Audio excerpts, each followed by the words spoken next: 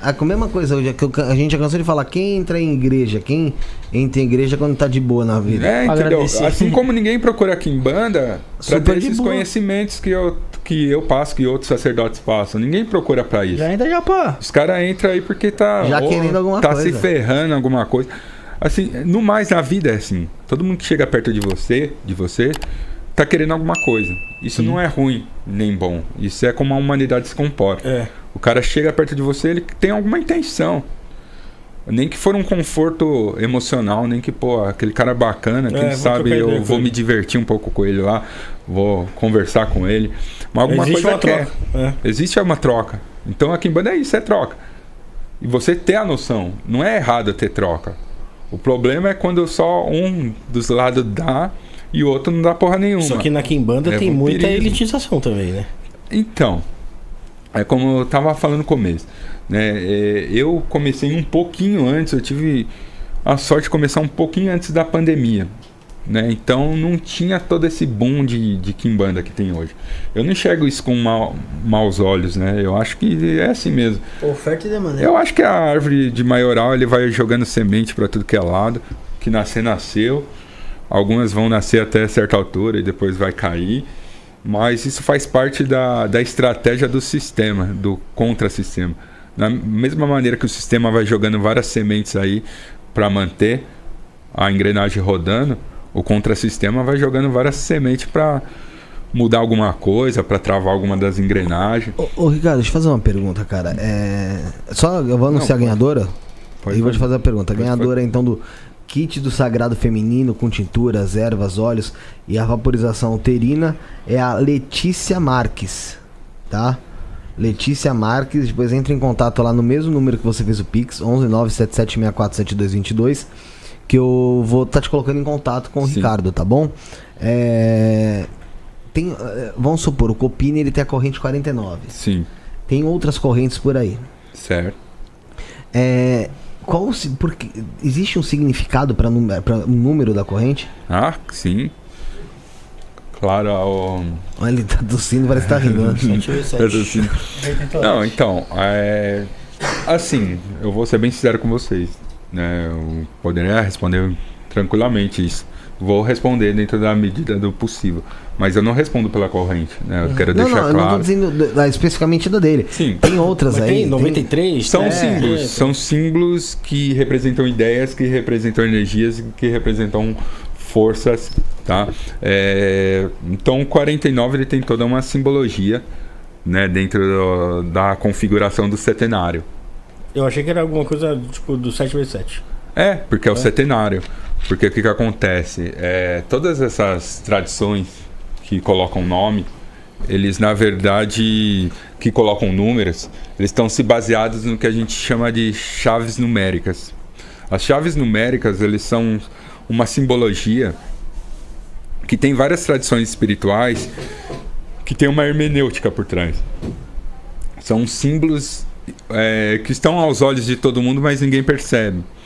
Então, assim, quando você vê certos padrões repetidos, por exemplo, na Bíblia, eu cito o exemplo do catolicismo e do cristianismo, porque a maioria das pessoas que estão acompanhando certamente tem um conhecimento maior sobre essas religiões. Então, o que acontece? Você vê o número 40 sendo repetido várias vezes, 40 dias no deserto, os 12 apóstolos, tem vários... A Quaresma. Tudo isso é um símbolo, né? Então você tem que entender o que aquele número... O que aquela numeração tá significava para aquela pessoa que codificou aquilo. Nos tempos antigos, o 7, ele era um número que representa os limites da percepção humana.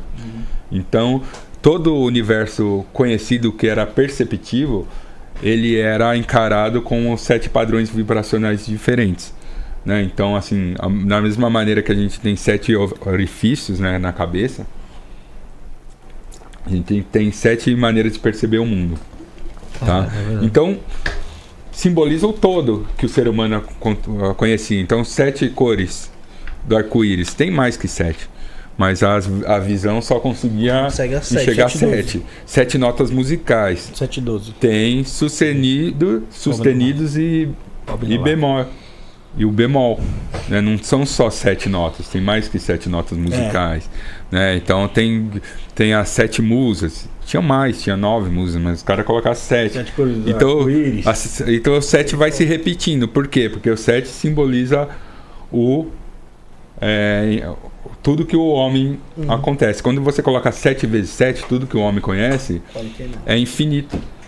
Então, assim, quando você fala, eu te desejo. Tanto que na Bíblia fala, não tem essa do 7 vezes 7, né? É, porque é infinito. Para os povos antigos era infinito. Simbolizava o infinito. 77 vezes 7. Você vai pro infinito. Tá? Então, 7, ele. Assim, tem muita simbologia dentro do número 7, mas basicamente ele simboliza tudo que a pessoa conhece sobre um determinado tema. Então, quando você vê assim, Oxum, 7 encruzilhadas. Ele manja tudo que dá para saber do reino da encruzilhada, do 7 encruzilhadas. Tá? Então, 7 geralmente é esse título de conhecimento da entidade. O 666, então, é mais folclórico, né? Vem da Kabbalah. São certas... na verdade, a Bíblia escreveu isso.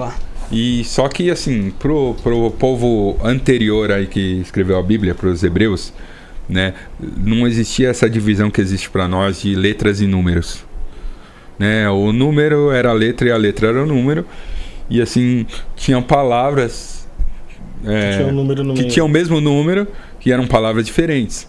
Eu já me entrei nessas brisas de ficar escrevendo por número. Então você tem que entender todas as concepções simbólicas que o cara tinha sobre aquele número, que aquela cultura tinha sobre aquele número. Tá? Então muitos textos da Torá, bíblicos, né, depois, eles acabaram sofrendo disso nas traduções, porque o cara vai traduzir um negócio que significa serpente, significa sabedoria, significa cura e significa um mal, né? Tô citando um exemplo aleatório.